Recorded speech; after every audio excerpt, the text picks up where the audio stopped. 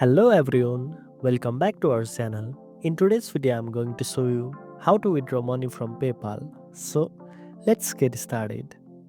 First of all, open your preferred browser on your Android phone and go to the official PayPal website at paypal.com. Log into your account using your username and password. Once you are logged in, you will be taken to your PayPal dashboard. Now, tap on the menu icon, the three horizontal lines in the top left corner of the screen. From the drop-down menu, select Wallet. Here you will see your available balance if you have linked to your bank account or card, along with the options to withdraw your fund. Choose Transfer Money and select Transfer to your bank depending on your preference. Enter the amount you want to withdraw. Then follow the on-screen instructions to complete the transaction.